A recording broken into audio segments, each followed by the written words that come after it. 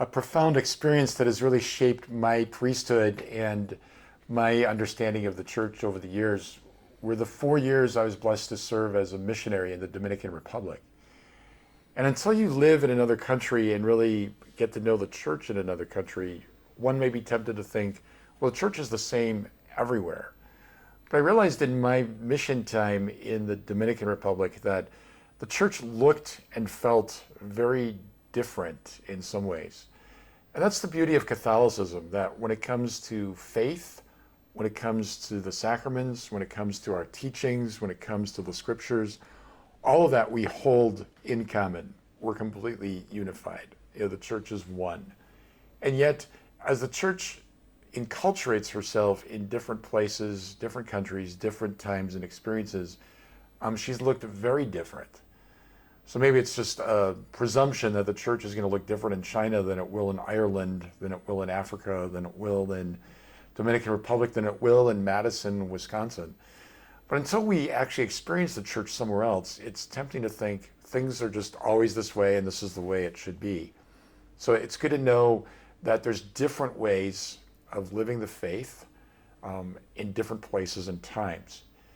We also know that our culture is profoundly shifting and that the way we catechize, the way we evangelized, the way we engage people in the faith, even 10, 20, 30 years ago, in many ways no longer fits the way that new generations may communicate, may understand, and may grasp the faith. So I think we all instinctively know that we're in the midst of some seismic shifts in terms of culture and society, and how does the church lead, not simply catch up, but really lead?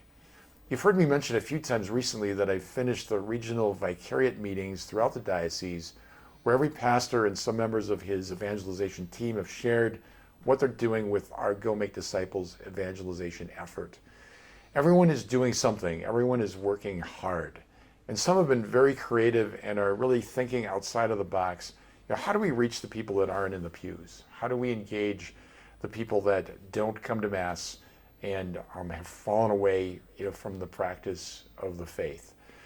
There's multi-parishes that are working on projects together. There's parishes that are doing a remarkable effort to reach out to parishioners that are on their lists but that they haven't perhaps seen in years. There's new ways that parishes are trying to catechize, in a family orientation rather than simply a classroom experience.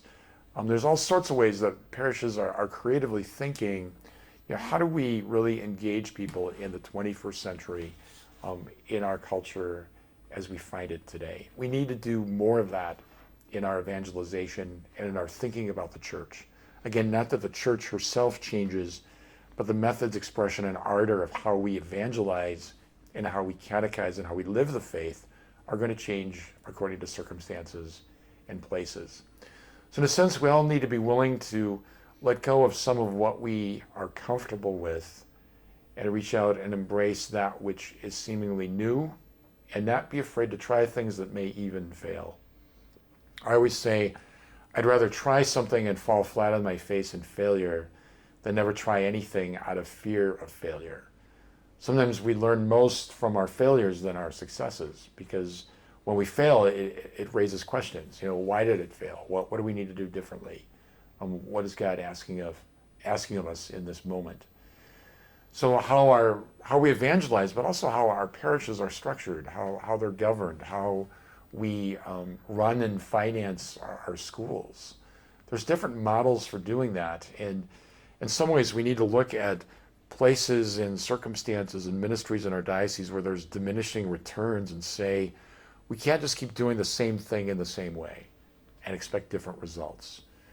So really that's part of what our Into the Deep strategic planning is about. So my mantra is, Go Make Disciples is what we do, sharing the gospel, inviting people into a living relationship with Jesus Christ.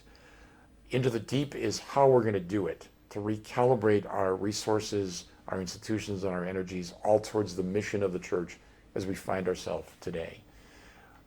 The one constant these days seems to be change, and the level and intensity of that change may exhaust us.